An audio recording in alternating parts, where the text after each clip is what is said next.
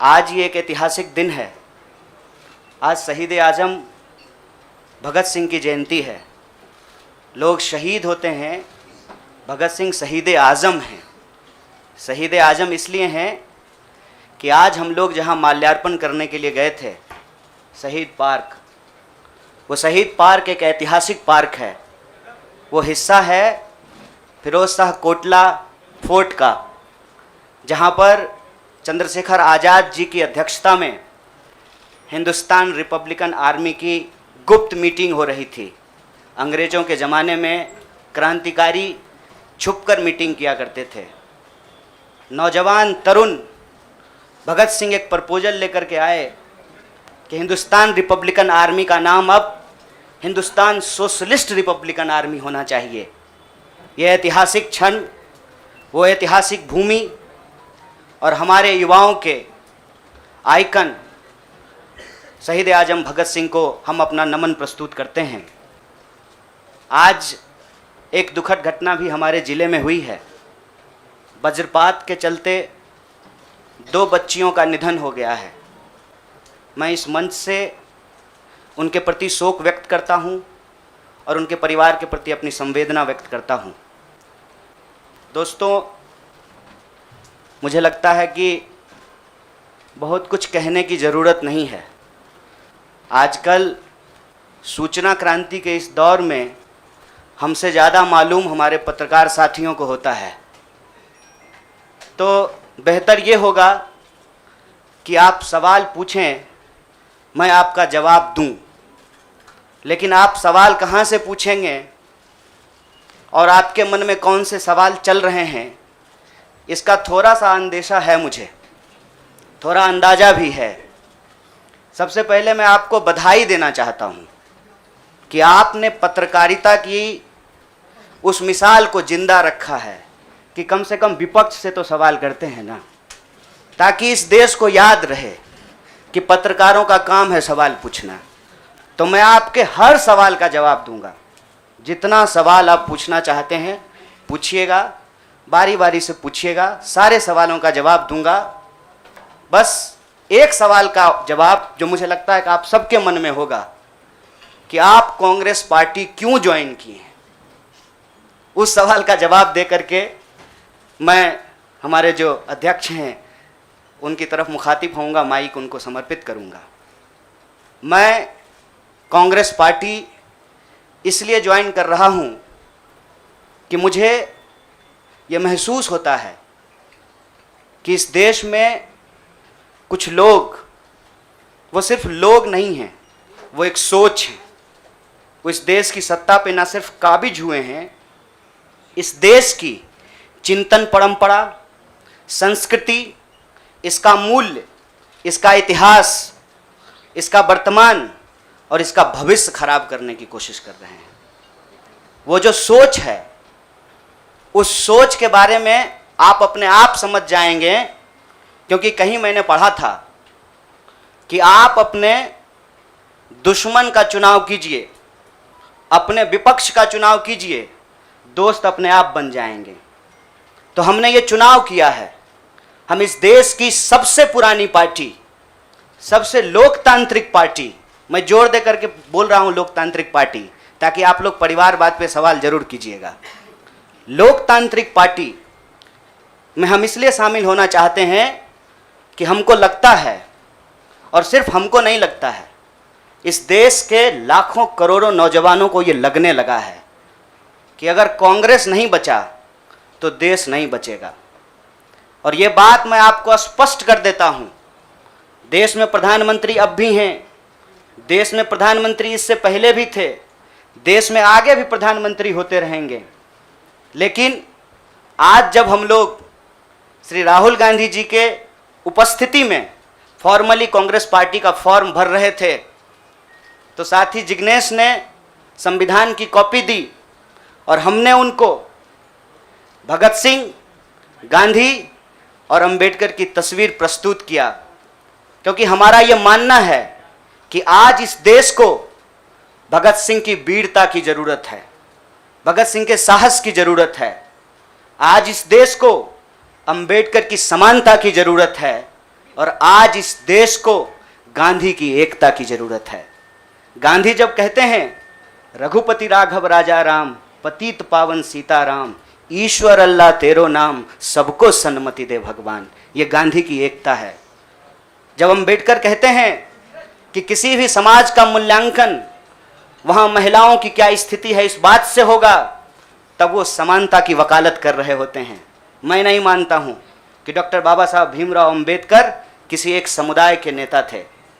Congress party ने, संविधान सभा ने डॉक्टर बाबा साहब भीमराव अंबेडकर को संविधान बनाने की जिम्मेवारी दी और उस संविधान के प्रियम्बल में यह लिखा है, हम भारत के लोग भारत को एक प्रभुत्व संपन्न समाजवादी धर्मनिरपेक्ष लोकतांत्रिक गणराज्य बनाने के लिए, इसमें समानता न्याय के मूल्य निहित हैं। और जब भगत सिंह कहते हैं कि आप व्यक्ति को कुचल सकते हैं, विचारों को नहीं, आप बम और पिस्तौल से कभी इनकलाब नहीं ला सकते हैं, उस साहस की जरूरत है हमको। मुझे नहीं लगता है, मेरे बहुत सारे राजनीतिक दोस्तों को यह लगता है, मुझे लगता है कि यह देश 47 से पहले वाली स्थिति में चली गई है। लेकिन जिनको लड़ना है उनके पॉलिटिकल इमेजिनेशन में आज भी हर कोई अपना अपना शोरूम बचाने के चक्कर में है। रे भाई, मॉल में आग लग गया है, दुकान बचाओगे? बस्ती में जब आग लग जाती है ना, बेडरूम की चिंता नहीं करनी चाहिए। आज हम इस मुहाने पे खड़े हैं कि इस देश के भीतर भारतीय होने की जो पहचान है, जिसमें बुद्ध निहित हैं, जिसमें कबीर निहित हैं, जिसमें नानक निहित हैं, जिसमें हर बार हर दौर में सत्ता से सवाल पूछने का साहस होता है, उस भारतीय चिंतन परंपरा को बचाने की जरूरत है। इसीलिए हम कांग्रेस पार्टी में शामिल हुए हैं कि कांग्रेस पार्टी वो पार्टी है जो गांधी की विरासत को लेकर के आगे चलेगा। कांग्रेस पार्टी वो पार्टी है जो सरोजनी नायडू के विचारों को लेकर के चलेगा। कांग्रेस पार्टी वो पार्टी है जो अम्बेडकर, नेहरू, अशफाक उल्लाह खान, शहीद आजम भगत सिंह और मौलाना अबुल कलाम आज़ाद के रास्तों पे चलेगा।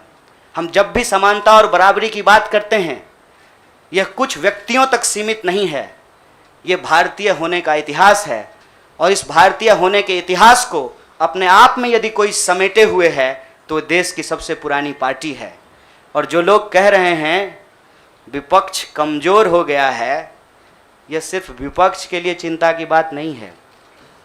यह मैं नहीं कह रहा हूँ, कोई शास्त्र, कोई किताब उठा करके देख लीजिए। जब विपक्ष कमज़ोर हो जाता है, सत्ता तानाशाही रुख अख्तियार कर लेती है। इसीलिए देश की सबसे बड़ी विपक्षी पार्टी, मैं कोई गुनागणित नहीं कर रहा हूँ, लेकिन मुझे यह बात सीधे तौर पे समझ में आ रही है कि देश के लोकसभा में 545 सीट हैं, 200 लगभग सीट ऐसे हैं जहां भाजपा के सामने कांग्रेस के अलावे कोई विकल्प नहीं है। मैं ये नहीं कह रहा हूं कि मेरी जिम्मेवारी सिर्फ एक पार्टी के लिए है, लेकिन जो पार्टी सबसे बड़ी पार्टी है, सबसे बड़ी विपक्षी पार्टी है, उस पार्टी को अगर नहीं बचाया गया, अगर बड़े जहाज को नहीं बचाया गया, छोटी छोटी कश्तियां भी नहीं बचेगी।